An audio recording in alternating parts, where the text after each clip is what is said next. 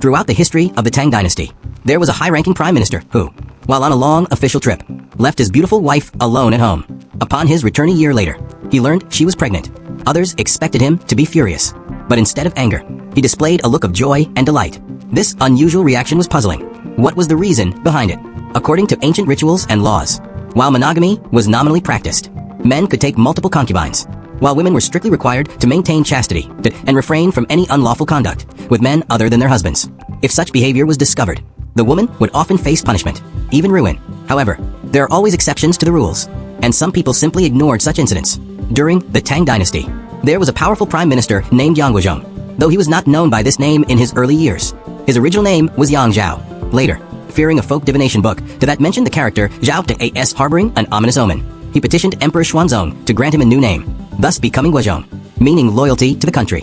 Yang Guozhong's rise to high officialdom that was not due to exceptional talent, but rather to the prominent position of his cousin, Yang Yuhuan. By then, Yang Yuhuan had become a noble concubine, deeply favored by Emperor Xuanzong and wielding immense power. Although siblings, they had no close friendship in their early years. With so many aspiring members of the Yang family, Yang Yuhuan naturally paid little attention to her impoverished relative.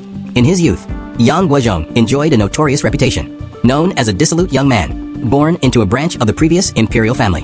The Yang family enjoyed a rich and prosperous family background, allowing him to avoid ruin despite his extravagant spending. While his family was full of similar young men, Yang Guozhong lacked ambition, ultimately being abandoned by his clan. In desperation, he was sent to Shu to serve in the army. By then, he was over 30, yet had achieved nothing and held no position within the ranks. Unable to participate in the war, he was assigned to a military camp, where he worked alongside a group of elderly soldiers to provide rations for the army. It was during these difficult years that he finally realized his true potential and diligently cultivated his farmland, earning the appreciation of his superiors and securing a career in government. However, Tang officials were subject to limited terms, and upon completing his term, Yang Guozhong was once again unemployed. His extravagant spending during his time as an official resulted in him accumulating no savings and quickly falling into poverty. Desperate, he turned to the local powerful Xinyu Zhongtong, who introduced him to a menial position. Meanwhile, the court in Chang'an was undergoing a transformation. Emperor Xuanzong of Tang brought Yang Yuhuan into the palace, dominating the harem and bringing her three sisters to prominence. Astute politicians, sensing this opportunity, sought to consolidate their power by currying favor with the Yang family. Zhangzhou Jinqiang, then the governor of Jiannan, had this in mind. He had originally planned to send Xinyu Zhongtong to Beijing to make contact, but Xinyu Zhongtong instead recommended Yang Guozhong, believing him to be more advantageous.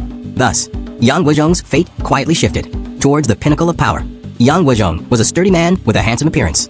Furthermore, as a relative of consort Yang Yuhuan, sending him to meet the women of the Yang family was undoubtedly a strategic move. Zhangzhou Jinqiang gifted him with a large amount of precious treasures, commanding him to use them as gifts and visit Yang Yuhuan and her sisters. When he left his homeland, he was a penniless and destitute man. But upon his return to Chang'an, he assumed the air of wealth. Although these possessions did not truly belong to him, he dressed in finery and presented himself respectfully to the Yang family, subtly mentioning Zhangzhou Jinqiang several times in his conversation. Yang Yuhuan, a brilliant mind, subtly slipped both names to the emperor while serving him. Upon hearing this, Emperor Xuanzong, who was currently indulging in his pleasures, immediately summoned Yang Guozhong, appointing him to a prominent position and granting him free access to the palace. Having experienced many ups and downs, Yang Guozhong gradually developed a strategy for life, identifying those who supported him and currying favor with him. While numerous official positions brought prosperity, they also meant a drudgery of government affairs, often preventing him from returning home. Once, he was ordered to Zhejiang on official business, a trip that lasted a whole year. Although he exchanged letters, his family reported safety. However, upon his return, he was shocked to find his wife, pregnant, greeted him. Naturally, he was furious, and just as he was about to question her, his wife calmly stepped forward and explained that the child she was carrying was indeed his own blood. She had been living alone for so long, yearning for her husband day and night. One night, Yang Guozhong appeared in her dreams, and they met in a passionate embrace. From that night on, she became pregnant. Most people would have dismissed this as absurd, but Yang Guozhong believed it. He hurriedly brought his wife back home and arranged for his most capable maid to meticulously care for her until the birth of the child. Yang Guozhong treated the baby as his own and named him Yang Ting. Whenever he took him out, he would declare to others that he was the fruit of their deep love and longing, a fact that everyone who heard him secretly scoffed at. Was Yang Guozhong truly so foolish? Clearly not. He didn't necessarily believe his wife's claims. His wife, Pei Rou, was a prostitute he had met in Shu. In other dynasties, marrying a prostitute would have been frowned upon. But during the Tianba reign of Emperor Xuanzong of Tang, society was open.